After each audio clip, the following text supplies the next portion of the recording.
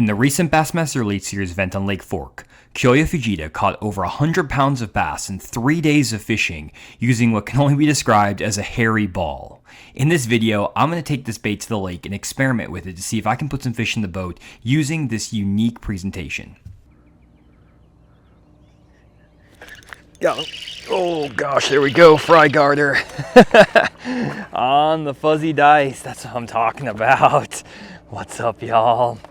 Got that fish on the Q-Bomb by Geecrack and a little weedless wacky shot here from Core Tackle. Beautiful fish. That's what I'm talking about.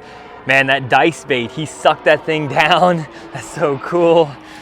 Fishing out here on the edge of some grass. I actually need to take my range down a little bit here because I wasn't expecting actually to be catching them doing this today.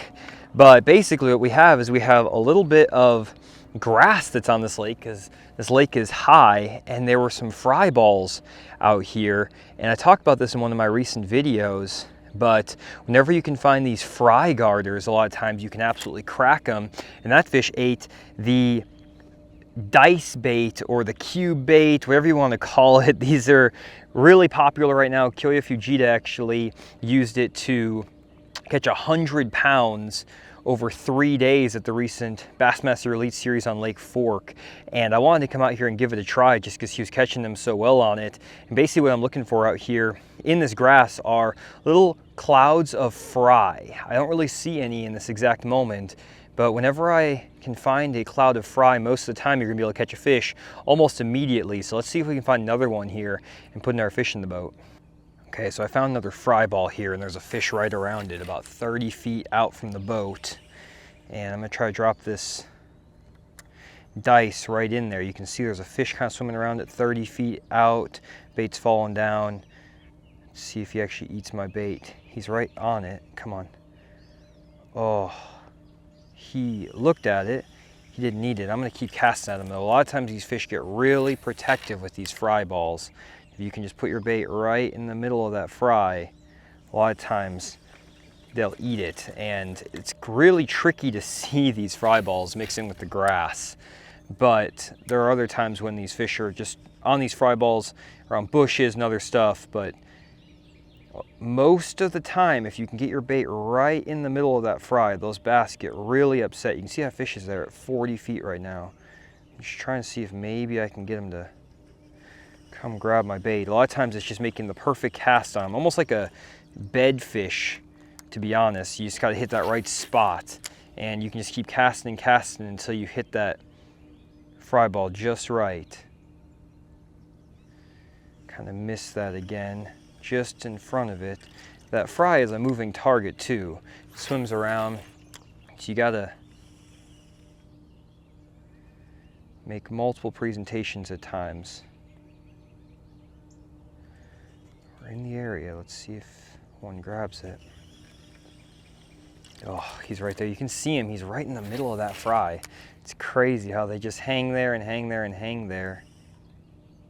Fish is right on it. Come on. This is the cast. Let's go. Come on. Get it, fish. Eat it. Eat it. Oh, come on. Okay, so here's another fry ball about 30 feet out. There's a fish on it again. You can see that fry ball there. Clear as day. I drop my bait right in the middle of it. See if he comes and gets it. He got it. Look at that. I mean, it's guaranteed. Oh, he popped off. Oh, he came back and he tried to get it again. That was a freaking good one too. Oh, I don't know how I missed him.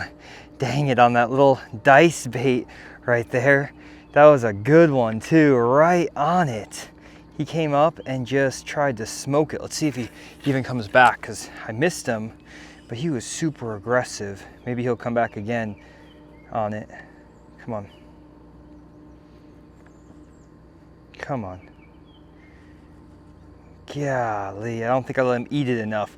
That's one thing when you're trying to do this brim bed thing with like either a wacky rig or with this dice, you gotta let him eat it, because you see them and they don't get it down their throat enough, and then you set the hook too early and you miss them. And it's not that the hook isn't good or anything like that, it's just that you don't give them enough time to eat it. When you fish a wacky rig normally, you don't see the fish eating it usually, so you kind of give them more time to get it down their throat. So that was 100% a miscue on my part, but I mean, that was exactly what we needed from what to find that little bait ball or that little fry ball. I mean, it was just right on it. That fish, actually, there was a fish following it there for a second too. That fish was right on it though. Let's see if we can get back around there, because it looked like there were multiple fish around that fry ball, but maybe it's just, you know, one fish per fry ball might be all we can achieve, but we'll see. I wasn't 100% convinced on these dice or cube style baits when I first saw them, but they've been doing really well in tournaments, and obviously Kyoya caught 100 pounds over 3 days using one, so they definitely work. I'm pairing this one again with the Core Tackle Weedless Wacky Shot. I like this hook because it has some weight right up against that bait, and it allows you to get that bait a little bit deeper, but it still has that weedless presentation. It just works awesome. I do cut off the little spring that comes on the Weedless Wacky normally with this and just thread the cube on. We also have the regular Wacky Shot, which actually works a little bit better with these dice baits, but because we're around so much grass and stuff like that today, I have to go with the weedless version. But both work really well, and as long as I am not setting the hook too soon on these fish, we should be able to put some fish in the boat. We have another fry ball right here in front of me. I don't know if there's a fish around it. I don't really see anything around it in terms of fish, but there is a fry ball right there. You can see it 30 feet out. There actually is a fish right there. Getting kind of close on these fry balls. They're kind of hard to see until you get right up on them, unfortunately. Let's see if a fish comes up and tries to protect this one.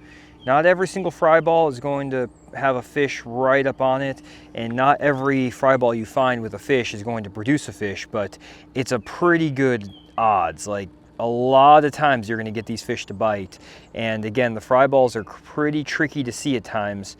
I do like to just kind of throw out some of these random roamers up here too, obviously, that are just up here, and just kind of throw that bait down there and just kind of shake it in the middle of the water column. Sometimes I can get these fish to bite. They're pretty shallow right now, so they're not in a great mood when you're just kind of randomly fishing for them. These are definitely bass, but sometimes you can get it right in front of one and they'll eat it.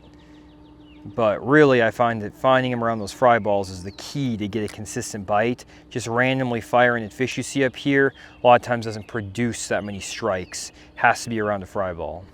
I didn't catch any more fish on the Q-Bomb during this fishing trip, so I'm going to have to experiment with it more. But I did actually find some more fry garters on another fishing trip and wanted to show you that footage to further expand on this pattern.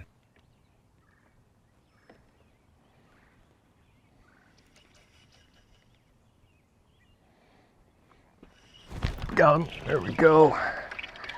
Got another one here. Finally. Had to go to the wacky rig, guys. It's kind of just a weird time of the year.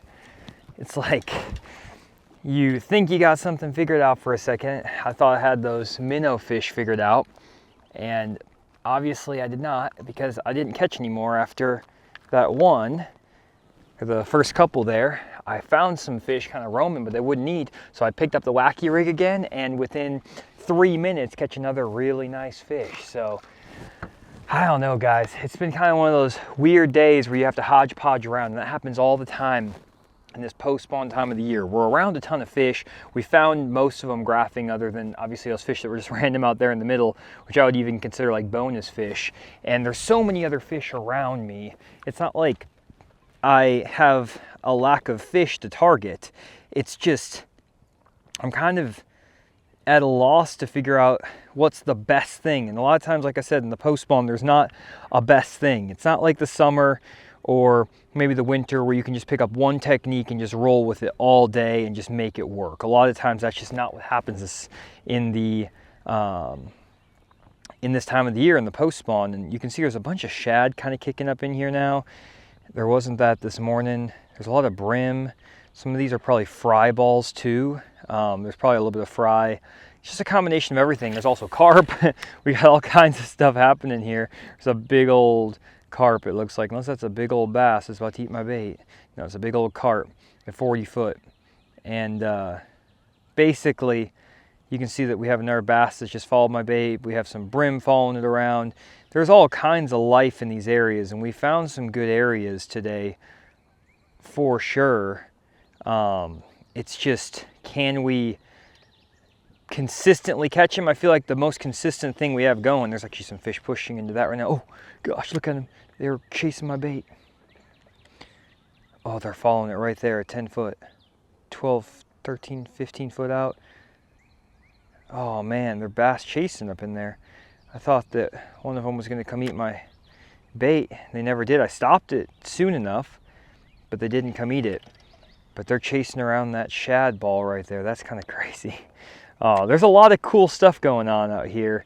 It's just trying to figure out what's the best thing. That's what we're always trying to figure out. What is the best thing? And right now, I think this might be the best thing, even though it's really not that good. This wacky worm on some of these grassy spots where we mark the fish, we know they're a fish here, that's the nice thing, and just kind of grinding it out with the wacky worm. I've been throwing a drop shot and a bunch of other crazy stuff. Oh, he hit it. Ah, that fish hit it right there. My line jumped. I thought he had it. Maybe they're turning on too. It might just be this afternoon bite might be a little bit better on this wacky worm too. Who knows? That's 2 bites now here pretty quick, and I like how we're on these fry balls. One's on my bait right now too. Come on, come get it. Ooh, got another shad ball up here. Might be what I need to be doing right now. There's these shallow shad balls, and if I can throw my wacky worm around them, seems like there's a pretty good chance I'm gonna get bit because these fish are more aggressive maybe.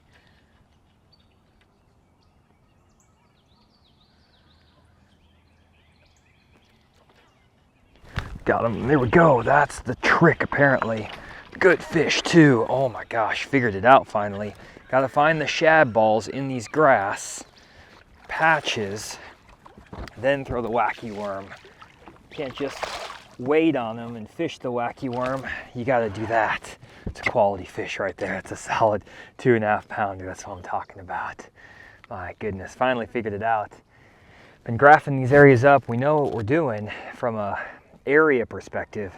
Beautiful fish. Now we figure out how to get them to bite. Just find those little bait wads in there and then fire the wacky rig around them. Those fish are more aggressive, and man, we're on it now. Really quick guys, I want to let you know about the new clothing brand I've been wearing this year. I haven't talked about it much on the channel, though I've been wearing it in almost every fishing trip because I really wanted to test out the clothing before I recommended it to you. And this Born Primitive outdoor gear has been awesome. I've been wearing their fleeces and their puffer jackets in the colder weather months, and they've worked great even when I was fishing in below freezing temps in Arkansas this year. They also have some warmer weather apparel like some sun shirts, as well as some great joggers and sun pants that you can wear in the heat of the summer to stay cool. I actually now have a discount code with Born Primitive, FTM15, that gives you 15% off all of your orders on bornprimitive.com. Definitely try out some of the Born Primitive outdoor gear. You're definitely gonna like it. Oh man, there we go guys. You can see, got those little balls of fry. I actually, now that I'm thinking about it, these have to be fry balls where these bass basically spawn, and then these are the fry of the bass. That's why we're seeing the bass in and around the fry. And these fry garters, they want to protect the fry from predators, and so when you bring your bait into the middle of those what look like clouds of bait, those bass are there and they're trying to protect that fry. The one thing is interesting, I didn't see a lot of that this morning. I fished this spot earlier today and I didn't see any of these fry up here, so I don't know if this is like they literally just kind of got out here or if it's a timing deal. That's the one thing about fishing, guys, is sometimes you can have the area found and have everything perfect, but if you have the timing off just a little bit, you won't catch anything. So timing is critical. There's another little fry ball right there. Timing is so critical a lot of times on these deals. Oh, he's on it. Come on. He's all over it. Just eat it. Got him. Oh, that same fry ball right there. We could see it. Gosh, we are on it now, guys. That fish was right underneath the boat. Another fry ball. Saw that fish there. That's what I'm talking about. This is a freaking good one. Oh, we figured out the deal. That fish choked it. Fry garters. That's what we needed. These are good fish. Figured out the pattern now. Nice one. Took me a bit of time to get it organized. Had to mess around with a bunch of stuff, but these fry garters are the deal. So we can see here up in this grass, there's just these little like clouds, and you have to get around the fry to get these fish to commit easily. I wouldn't say that you can't catch them without the fry, because obviously we did do that a few times, but these fish are committing so much easier than earlier, where we had to just beg them to bite the bait. And it's pretty cool. It's a cool pattern. You can see those fry right underneath the boat right now. I want to see if maybe there's more fry in the area, because now that I know the pattern, I need to just be looking for those little fry balls and then firing at them. That's the key. There's one literally right in front of the boat here. Right here. I don't like being so close to these fish. Like that last fish, he didn't care. He was just trying to protect those fry. Just like that. They don't care if you're 3 feet away from them. Those other fish seem so hesitant, and now it's just like every single cast. As soon as you get around the fry ball, it doesn't matter if it's 2 foot in front of the boat or 50 feet in front of the boat, they're here now. And it's, I don't know if it's a timing deal, if this fry garter bite is like an afternoon bite, but it is going down now. This is sweet. Getting them like constantly. It's so weird how fishing is like that, where you go and you go and you go and nothing, and then all of a sudden it just starts kicking off because you find all the right pieces to the puzzle. This is awesome. But man, it's crazy how fast the day can turn around. I mean, we literally were struggling to get a bite for the first 2 or 3 hours of the day here, and then we thought we had something going with the minnow bite, and then finally figured out this deal. And the nice thing about this is, now that I've kind of figured this situation out with finding those fry, if I wanted to kind of keep rolling through here, I could run all the areas I found fish in earlier too, and look for those fry specifically, as opposed to just randomly fishing through these areas. And I think that would be a lot more efficient, and I think I'd probably catch a lot more fish as well. There's another fry ball right here, and I can see a fish swimming around it. See if he's gonna come eat it. Fry ball's right there, 25 feet out. That's what we're looking for though. Don't know if he's gonna come eat my bait, but that's the key. It's the juice right there. I've kind of already messed with these fish too, so may have to go to a different area to make it work. I'm kind of also right on top of this deal, but either way, this is pretty cool. Finding these fish, we knew where the areas were that were holding them, and we basically put together a pretty solid pattern by the end of the day, throwing that wacky rig worm, caught a couple fish on the strut head, which were just, you know, decent keeper fish, kind of more random though. Not really my favorite style of fishing, just because I feel like in that situation you're just waiting for the fish to show up rather than going after them and finding them. And we showed you in this video exactly how I graphed all these areas, how I located the fish, my thought process behind it, and then afterwards we showed you the process of actually putting them in the boat. This wacky shot was definitely the best way to get him in the boat. I have a lot of rods on deck of the boat. I was throwing all kinds of stuff today. I was throwing drop shots, Neko rigs, buzz baits, topwater spy baits, frogs, flukes, anything you could think of, and for whatever reason that wacky rig is just what they wanted. And if you could get around those fry garters here in just that last like 15 minutes, you can see that they absolutely crush it. So good little tip to kind of maybe put in the back pocket next time you're on the lake. If you do see, you know, those little fry balls, just throw at them with that wacky rig and you're going to put some good fish in the boat. So hopefully you guys enjoyed this video. If you did, make sure you leave a comment down below, and other than that, see you guys in the next video.